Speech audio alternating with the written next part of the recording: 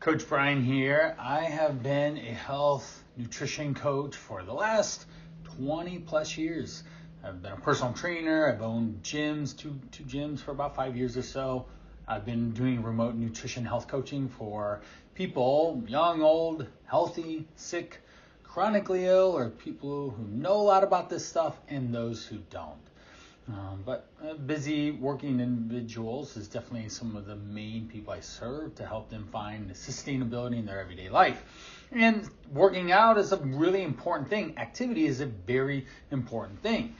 No gym, no problem is our title today, and we're going to go through how to make sure we can have activity blended in with your day-to-day life so that you don't just get busy or find excuses not to work out because you can't go to the gym, or you were going to go to the gym and somebody invited you, or something popped up on your calendar, or 18 other things started showing up for you. That's real, right? That happens to people all the time. All right. With this, we have content. So exercise guidelines. We're going to talk about setting it up for success, build your workouts, and let's move. So what do we do for exercise guidelines? There's 3 of them here. 1, the easier, just activity type side of things. 150 minutes total in a week of moderate intensity activity. Think of the image here as like a bike ride, active walking, going on a hike, doing a step class at the gym. Those are some really easy things to do. Maybe going on a jog works. Those are really fun things. Then we also want to spend 2 days working major muscle groups. Those generally tend to be chest, shoulder, back, legs, some abs in there. As long as we're doing that, then we're definitely checking the box for typical guidelines for all Americans. What does this mean is if you're going to the gym twice a week and you walk every other day, and I'm a big fan of 10K steps, so there's my watch, and then we're off to a really, really good start here. Option 2, more vigorous, more intensity, more opportunity to get your heart rate up and push yourself. These could be more intense HIIT style workout classes, walking on an incline, maybe a challenging hike, or even running on an incline, or getting the Stairmaster, the one with the actual stairs that rotates. Yeah, that one creates a little bit more intensity and vigor to actually use and move. 75 minutes total in the week works really well. And again, 2 days of what again we call muscle building activities, things where you are building up your muscle and working hard there. Option 3 is going to be some form of a blend between those. Some hard, some easier, moderate paced activities, but of course, still going with the 2-time strength training. Now, I always think to get people to think about this is if you work out 3 days a week, going to the gym and doing strength training, the machines, a class, and you then also do walking with your spouse, walk your dog, or go ride a bike, you're going to be more consistent than most people ever are, and especially in modern day history around activity. That's really important to know. You don't have to go to the gym every single day. We just want to keep up your efforts for long-term success here. Okay? Consistency over time is what wins the battle here, not going into those hard, intense bouts of exercise. Aerobic activity, what's the difference between moderate and vigorous intensity? Well, in a moderate level of aerobic activity, we can maintain a conversation. You might be breathing a little bit here and there, but you could go back and forth having a conversation that can consistently happen over the whole course of that exercise and activity. So brisk walking, they have another example like gardening or recreational sports, maybe playing pickleball or something, but if you're really into pickleball, then that might be on the vigorous intensity side of things. These are things where your heart rate's going to go up. It might go up and down for the time that you are doing it. The efforts are longer in duration as well. Running, high intensity interval training, cycling uphill, or just doing hard cycling in general. Now, as far as like heart rate goes, a moderate level of activity could be anywhere from 50 to 70 or 75% total percentage of your heart rate max. Whereas vigorous is going to be 75 or more like 80, 85, possibly 90%. You probably don't need to do 100% unless you are training for events and activities that require full out intensity and efforts.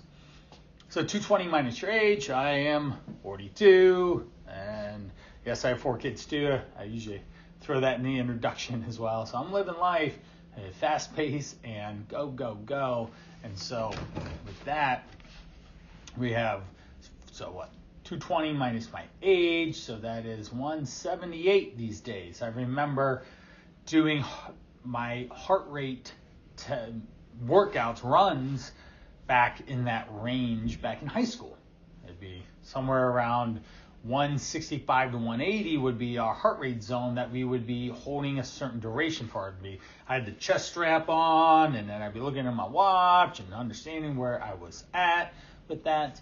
And so if I were to run again, I would definitely focus on maybe doing more heart rate percentage, but also in my 40s, getting across the line and trying to just even compete with my older times would be probably sufficient enough, and not have to get a heart rate monitor out and start doing it that way.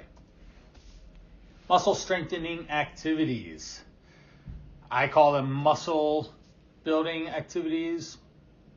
Same difference.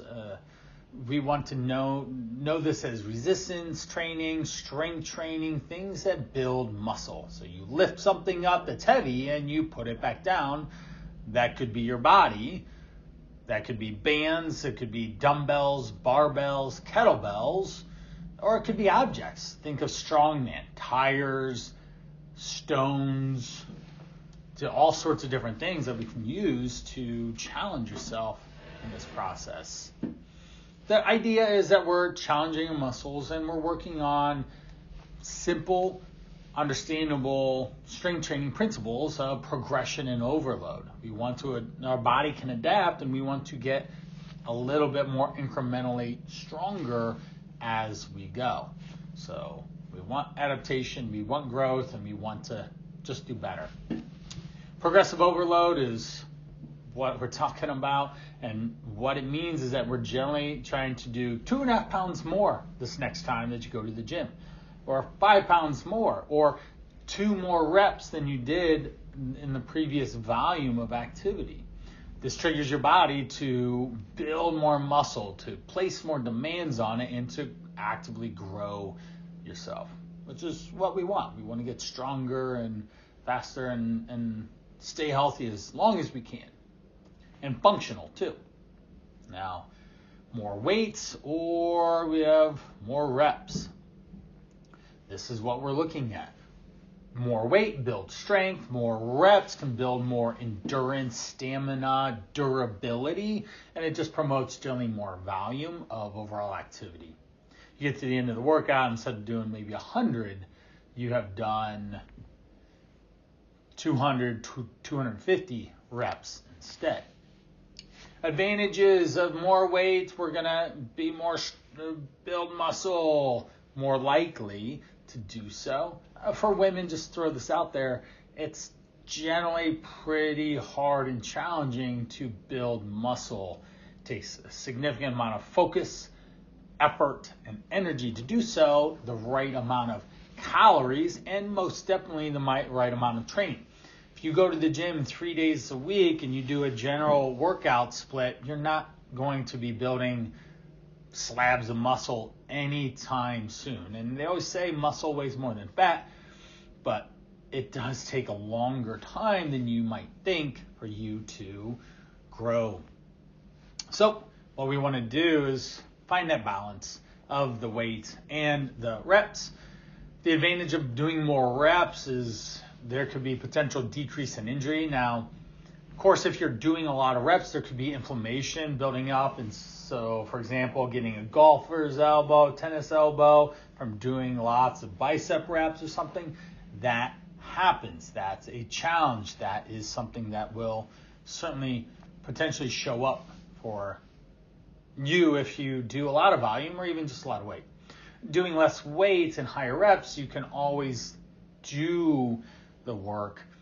You're not going to be limited by, say, lifting something 5 times and then struggling to get a 6th one. You can do like 15 or 20 maybe even. Considerations, of course, proper form regardless, technique regardless. We need to do those so that you just do better. You perform better, you get adequate responses from your body without the injury. The less injured you are, the more you can continue to be consistent. Consistency is what matters most. Now, more reps is just more gradual over time, whereas more weight, you're going to need more rest. If in powerlifting, those guys will lift 1, 3, 5 reps. They'll take 5+ minutes sometimes in between sets to allow their muscles to recover, their nervous system to recover, and get their body functioning again, ready for the next hard effort that's there. So what are some tips here?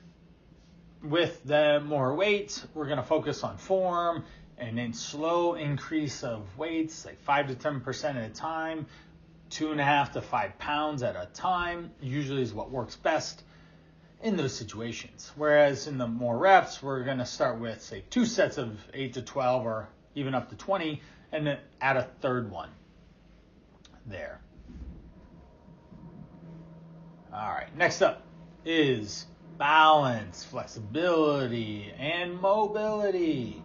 Okay, we want to work on mobility too in this process. So balance. You're able, technically right now I'm standing, I'm on one leg and my other leg's up on a chair. So I'm kind of balancing on my one leg, and not because I want to balance, it's just I'm shifting my body weight so I stay comfortable and I'm bendable and I keep energy up. That's why I always stand when I give these things, so that I have a good presence and good energy about myself. If I sit down, I could slump, and then I just look, I don't know, maybe frumpy in a sense in the video, like, wow, he looks real energetic, just kind of slouched over there in a chair. So I always stand. But balance is something for your body's ability to control yourself. So if I come off onto one leg right now as I'm doing, I want to be able to hold it and balance for generally a long time. This shows that my body is coordinated, it's balanced, it's strong enough to stay in this position for a long time. So I'm still balancing right now. Let's see if I can balance on my right leg this whole time. Flexibility is the ability for you to stretch and elongate your muscles, your tendons, your ligaments, and this allows more movement in your muscles. You generally feel better. Your body is more open in a sense. So it's like bend over, touch your toes, just like the image is lean, sit on the ground and lean and touch yourself. Touch your toes and hold. Or the long yoga poses, in a sense, could be considered that way too. And then mobility is the act of opening your joints and getting better range of motion in that. I'm a big fan of mobility training because we want to mobilize the joint in the beginning of the workouts and all, and then be able to stretch afterwards. Mobilizing is a dynamic way to do it. Stretching is a more passive way. When you sit down and touch your toes, you're telling your muscles to relax and lengthen. When we're mobilizing, we're warming the muscles up and saying, hey, we're getting ready to work. So we definitely want to do this consistently throughout the week. All right. I'm done standing on my right leg.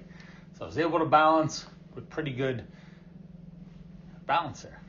I'm happy with that. How do we make modifications? Always, always, always modify. You want to do something that's appropriate for you, that's right, that works in your best position around where you're at physically, mentally, even emotionally, and what your body can handle. So we can modify range of motion, shorten the range of motion, lengthen the range of motion. We can go in different movement patterns, number of reps of a weight. We can go higher or lower. The speed of contraction, squeezing fast or slow. The impact. So there could be explosiveness where you're jumping up really fast, or maybe just doing, say maybe you're doing speed training and you're going really fast and and explosive, powerful jumps up. Whereas if you're doing a step class, you're like not going to work that hard because the whole class you're going to be continuing to move your body. Then we have the surface. Of course, a wide range from soft rubbery stuff to wood to concrete, and even say you do acrobatics and you're on trampolines, right? That's a way to change the surface of your workouts. Pay attention to, of course, discomfort.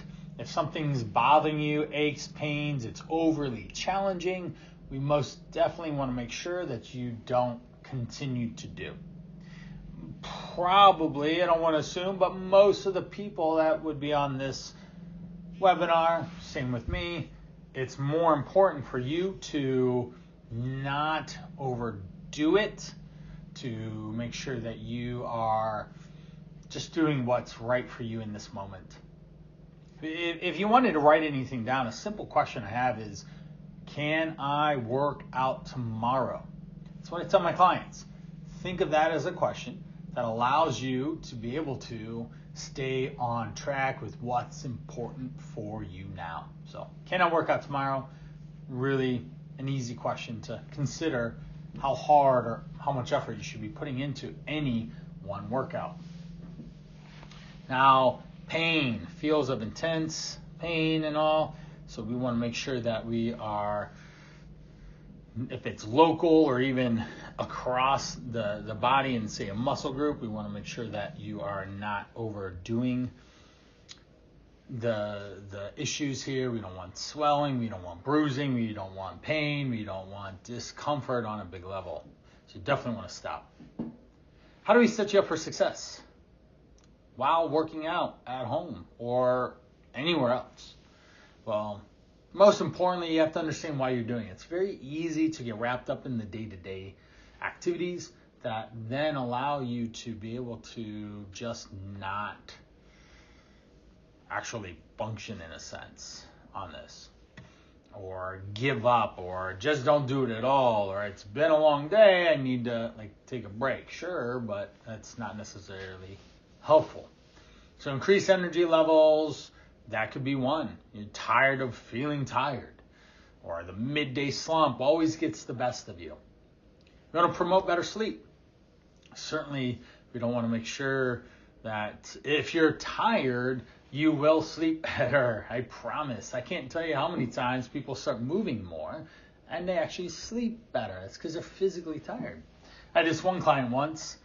He said, "Brian, I think I solved my insomnia." I said, "Oh yeah? Well, what helped?" 15,000 steps a day. My head hits that pillow, I am out like a light. Well, that's awesome, because then he gets more rest and he feels better, and he's also promoting better health for himself, which is what we were trying to do in the first place. Strengthen cognitive function. Okay, we want to keep our faculties, our mental faculties about us, and having good blood flow and good dopamine and serotonin and our hormones being released is all great for our brain, and movement is a good thing. Lead a longer, healthier life. Super important here that we want to do. Now, the more functionally fit you are, the longer you'll be able to stay upright and on your own two feet. If you fall and break a hip because your balance is poor. You can't touch over your toes and all of a sudden you have to go to Velcro shoes or one of those giant long, heel tongs to put your shoes on. Like, that's not functional anymore. Your family's starting to move you into an assisted living place, which is, I hope that's not on your agenda anytime soon. I do not want to go there. So I'm moving my body and staying healthy and strong as much as I can to live life. Having a positive body image and confidence, it's always important. The more energy and your confidence really can shine. And I've even had people lose a bunch of weight and they have so much more confidence that they actually change jobs and make more money. Or they have a better relationship. Even in their relationship now, they might have more intimacy and connection and such. And that's really important in the way you see yourself, and then how you reflect that energy off to other people around you is very important. Enhanced mental health. So again, we already talked about the cognitive piece and improved physical health, so you just can be functional, stronger, all of that. Start small. There's no initial beginning. We just got to get going. Oftentimes people are like, what plan am I going to do? What workout routine? Should I use dumbbells? Do I need to buy something else? Do I need this, that, the other? No. We just need you to, what's the easiest next thing for you to do? And as your desire, your results, the feedback that comes grows over time, then you can start to really ramp it up. Oftentimes for me, working with people, it's just, can I get you to move more stepwise? A lot of people come to me in between 2,000 to maybe 5,000 or 6,000 steps in a day. Well, you don't need a gym to walk. You can just go outside. It's free. And I say this, I'm a big 10,000 step guy. I love it. That's what I try and get my clients to work towards if they're not already there. So 10K steps in a day, and say you're only doing 5, just for easy math. It's 5,000 less in a day. That's 35,000 less steps in a week. That's 140,000 less steps in a month. That is almost 1.7 million less steps in a year. That's significant, okay? So you could just literally start walking and getting a lot more calories burned and start improving your overall health. So we don't need to push ourselves too hard. Recruit social support. Of course, we need other people. Humans are social. They're interactive. They need that as a resource to help motivate them. Go join a boot camp, a group exercise class. Then you get to know the people around you, and then the community draws you in because you get to know, like, and trust the people and have active relationships with them. I've owned gyms and been in personal training gyms for the first half of my career. I saw it all the time. Communicate your milestones. Celebrating achievements can boost motivation. That's really important, because when you're connecting and you're celebrating, then you can build on that momentum and that excitement and the desire to do better. Whenever I talk to someone, I'm always asking them what their successes are first to build that momentum towards a better, healthier person. So just like a meeting or appointment, what gets scheduled gets done on your calendar. I live and die by my schedule. I schedule my workouts with my buddy. I purposely, every week, try to schedule workouts with them. It works great. I show up on time, ready to go. I get my workout in and get on with the rest of the day. Today, in fact, I already worked out around 9 to 10 o'clock. We did legs, and that's about all the time we had. There's 3 of us, my buddy Chris, my buddy Dan, and we just laughed and had a good time and lifted weights. Hopefully I walk tomorrow, right? That would be great. Now, this should be seen as a commitment, just like the dentist, a hair appointment, any other important thing on your schedule. You want to make sure this gets booked in, because in it's like compounding interest. If you're doing it week off week, you will stay healthy long term, which is important. So let's chat. What exercise modality is your favorite? Like, what do you like to do? Are you more of like, I want to be outdoors or indoors? Or I like to move my body cardio style wise or lift weights? What's important to you? You can hit the chat up or the Q&A. I'm more than happy to do that. And then secondly, what do you find most challenging when planning workouts? And we could totally problem solve and troubleshoot that, because a lot of people just get in their own way and they don't do anything. Oh, here comes one in. Excellent. So their favorite way to move is they're running. They're actually training for a 5K in June. That's awesome. This would be their first 5K actually. So wow, welcome to the running club. I've ran 5Ks, I've ran marathons, and I'm excited to have you there, because it's something you can do and you just only need yourself, or you can do it a running group, and you really just can push yourself and encourage yourself and create some space for yourself to get away from all the noise and the disruption, the distractions, to breathe and just be. We got another one. They go to the gym routinely, get off work, go to the gym 4 days a week, and then they go home and check out. And they do that all throughout the week, so they don't have to do anything on the weekend. There you go. That's sustainable. That's manageable.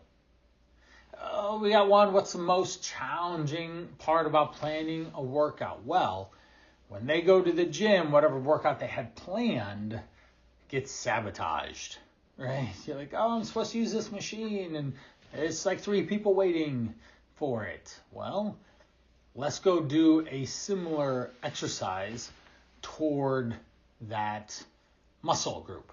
So say instead of using the leg press, let's do squats or lunges.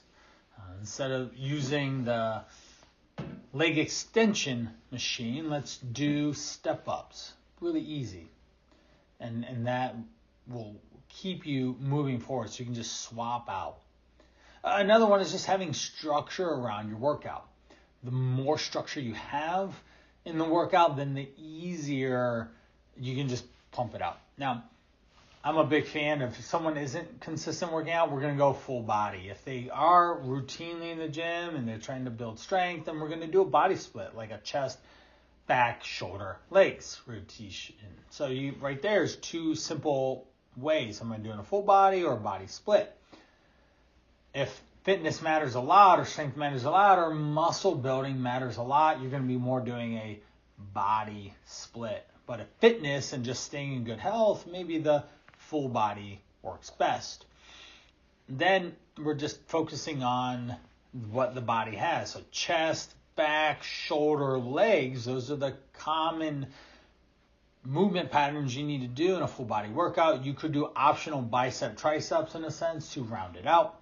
Then there you go, 3 sets of 10 on those type of exercise machines, and you are good. You've done 30 plus minutes, and we're good. Now, if we're doing, say, body splits, then I like to do, say, 3 or 4 exercises, doing 4, 5, 6 sets of each of them, and doing somewhere between 8 to 12 reps per set. 8 being on the heavier side, like this is heavy enough, and 12 being on the lighter side. I might need to make an adjustment here. All right, we're moving on, building your workouts. So hopefully I gave some clarity there for that person. How do we build this? Well, gyms obviously can be anywhere. We don't need any equipment.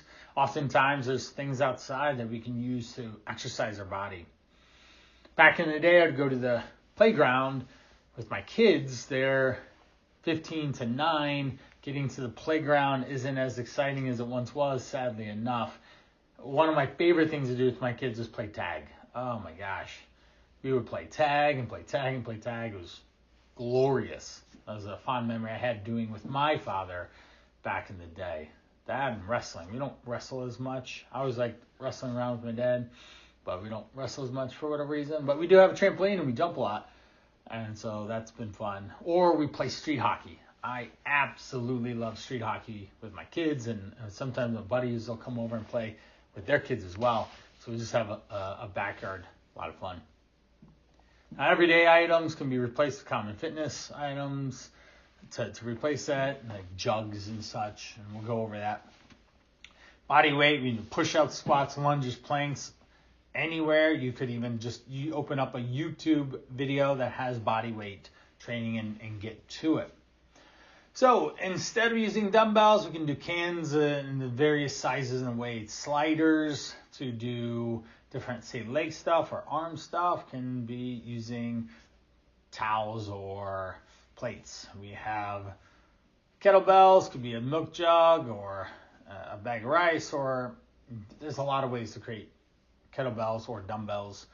A yoga mat could just be a large beach towel. A yoga block could be a stack of books or a box that's sturdy for you to be able to use and place in yoga positions. There are outdoor exercise spaces. We have in our local metro parks, they call them. It's like Goodyear Metro Park, Firestone Metro Park. At those places, they do have parkours. It's a course that has exercise equipment just like you see here. We got places to do pull-ups, dips, there's bars and wood that you're able to do things off of. And you just run or walk from one part to the next and do the exercise and move on. So we walk, run, we do the push-ups, the squats, the sit-ups, the lunges, the twists, the bends, the pull-ups and all.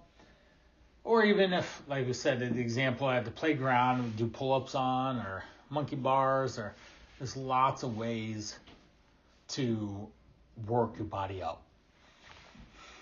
Most importantly, we want to make sure that we are stretching and warming up and mobilizing our body. So how do we properly warm up?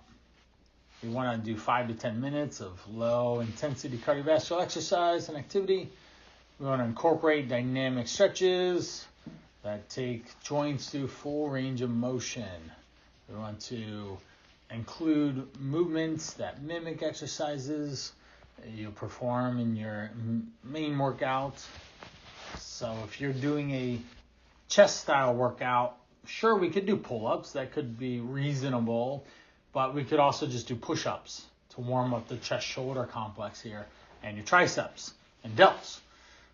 If you're not doing legs, you probably don't necessarily need to do legs, although you can, and it helps get the body more warm, blood flowing.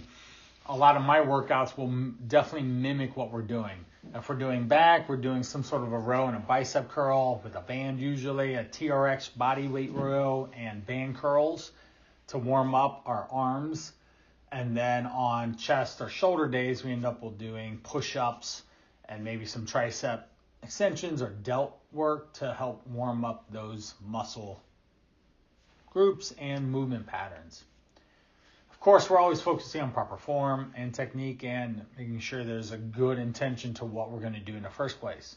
If you know where you're going, then you can go there and follow through with everything. So building your own workout, this is great for a cardio workout. Warm up 5 to 10 minutes, jogging, jumping jacks, dynamic stretches, the rower, elliptical, stepper, treadmill, bicycle. Then we dynamically stretch, whether you do some active stretches like a yoga style in and out of movement patterns. You could YouTube dynamic stretch warm up, and there's for 5 minutes, and there'll be 5-minute videos to take you through. That's what I like to do. I like to get resourceful and find the answers or the things I'm looking for, and there's plenty. Main workout, 30 minutes of steady state running, cycling at a moderate pace. Or option 2, 45 minutes at just more of a lower intensity, but some walking, some stairs in there to add the challenge, or some hills and inclines. And then we 5-minute cool down, and then we stretch. So we do the mobility on the front end, and we do the flexibility on the back. That's a great way to build a workout for cardio. For strength, we're going to look to do, again, 5 to 10 minutes of definitely some light cardio. I'm going to sit on a rower, an elliptical, something that is upper and lower body to get my heart rate and everything moving. Our main workouts, really simple. We go compound to isolation. Multiple joints to single joints. A bench press or push-up has the shoulder, elbow, and wrist, whereas a bicep curl is more of really just at the elbow. 3 sets of 10 squats plus 3 sets of 8 deadlifts with dumbbells. Then we can do 3 sets of bicep curls with dumbbells and 3 sets of 10 triceps dips. So that would be a leg and an arm workout is what I would call that. If we wanted to do, it's like a leg and a chest workout, we'd do those squats and deadlifts, and then we'd do dumbbell presses and dips. Adding some core at the end, 30 to 60 seconds plank variations, 3 sets of Russian twists for 15, and then cooling down for 5 minutes. Walking, stretching, flexibility. Again, you can find things on YouTube for that. Follow along stretching videos that will loosen your body up. This is more of a beginner style workout. It's going to maybe take 30 minutes at most with a warm-up cool down. Certainly if you need more, you would just start adding more exercise in here. But you get the structure, the concept of how to build this. So FIT principle, frequency, intensity, time, and type. Very important here. We want to make sure that our workouts fit the right types of frequency. How many times in the day a week are we doing this? Are we going to have everyone be hard and intense or less intense? Time is going to be relative to how long I have or how long I need to set aside for the desired outcome that I have. If I want to get stronger, more fit, and healthier, I need more time available to do the workout. This is the way it is. The type, focusing on, is it cardio or strength? Is this going to be an intense or less intense? Easy ways to manage this. How do we cool down? Well, we don't want to stop too quickly. If you're out of shape and you stop too quickly, you might not feel so well. So we've revved up the engine and we want to just bring it back down. So walking is a very easy way, like cardio, easy way. Then we get into some flexibility, holding things for 20 to 30 seconds. We need to breathe. Breathe in and exhale. Breathe in and exhale. We don't need to bounce and stretch and force. That usually doesn't go well. So let's move. If you'll join me in some split squats. So this is like a lunge, a standing lunge. You're going to go to the side. There we go. So you'll just see my head bobbing. We're going to do 5 of legs. So stand up. Let's do this together. Down and 1. We want 1 leg in front and 1 leg back, like in a lunge. We want our knee over our heel. Up and down. There's 3, 4, and 5. Let's switch to the other side. I'm going to just switch my legs because it's easier in my current spot. And 1, 2, 3, 4, and 5. My legs are burning a little bit. I hope you're doing it with me. So, from my workout earlier. Standing kickbacks. Now, certainly we can have a band, but if not, we're going to stand tall. You're going to drive your heel back and squeeze your butt. We'll do 5. So 1, you want to squeeze the butt. 2, control every time. 3, this is a great time to utilize balance. 4, and 5. You can obviously hold on, but balance, you can look forward and just pick an object and stare at it.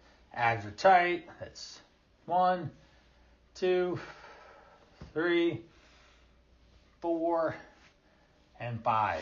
If you've been sitting this whole time or sitting all morning, then you'll definitely feel this. Now we're just going to do calf raise, the calf raise step up, but we'll just do calf raises. So up. Most of us don't have a step around. 2, 3, 4, And there's 5. You didn't know you were going to work it out. So down on the ground, push-ups, getting ready here. If you can't push up on the ground, certainly we could do knee push-ups in a sense, a modified version. But more importantly, I'd always tell you to just do an incline push-up instead. So you're practicing proper form from your hands to your toes, not from your hands to your knees. So I would just have you do an incline off of a bench or side of a couch or a countertop. So I'm going to get down. I got 5 of them here. And 1, 2, 3, 4, and 5. All right, sitting up. I'm going to get back down and do them. And 1, we're just sitting up. Hands are either around our head or neck, supporting our head, not pulling on it. Sitting up 2, laying back down. And sitting up 3, sitting up 4, and 1 more. 5. All right, good. Let me get up here. All right, good. I'm feeling it. Hopefully you were able to get some burning in here. So let's talk here again as we wrap up. How will you incorporate exercise, activity into your life every day? Well, one comment come in, they're going to be more intentional about walking their dog. They've realized the importance of 10K. They get more like 6 to 7, so they're close, but not quite there. And just moving those 3,000 extra steps every day by walking your dog or walking with your partner, spouse, you could get a lot more calories burned. So what? 3,000 times 7 days is 21,000 steps in a week times 52. That's a lot. I can't do that math. So that's a lot of steps that you will be adding. And guess how many more calories you'll burn through that extra amount of activity here in the next foreseeable future. It's going to be a lot, and it builds momentum. We have another person, they already started going to the gym. They're beyond the New Year's resolution thing that they've been going 3 days a week for the last 4 months, and they're kind of getting to a good rhythm. Another one is looking into personal training here, so that's awesome. I'm glad that you're taking advantage of using someone's expertise in physical exercise to help grow and strengthen your body. And then another one is, I've seen this too. There's a lady that I have, Rosie, and she ended up running a marathon, she went up Mount Washington was what it was. She's doing a half marathon next. That's what I was thinking. But she did, over the summer, she went up and hiked a trail that was up a mountain. And not like Rocky Mountains, but a mountain in New Hampshire. And so this person's going to go on a really long hike. That's excellent. Well, wrapping this up, I'm really happy to have had you today. In conclusion, a gym is not necessarily needed for a great workout. You can work out anywhere, even outdoors. They have outdoor equipment. There's a local park that has an outdoor elliptical and an outdoor leg machine and chest machine. Exercise should include a mix of aerobic and strength training activities, muscle building activities. We want to have that both of them there. We're going to utilize online classes, outdoor exercises, fitness equipment, everyday items. We want to use apps on our phone. We want to find people that either know what they're doing or are excited to do something with you. And this creates a really engaging time, and just make sure we have a plan. There's so many plans. I mean, you could even chat GPT. Can I have a 3-day workout plan focusing on full body exercise that will take about 30 minutes? If you put that in there, you'll get a better response on what that looks like. So, excellent. I want to thank you for your time today. I really appreciate you showing up and engaging with me. I hope you did the workouts. Certainly leave any comments below or questions. I'd be more than happy to answer them. And I really appreciate your time and attention today. Let's make 2025 awesome by getting more consistent with exercise and activity.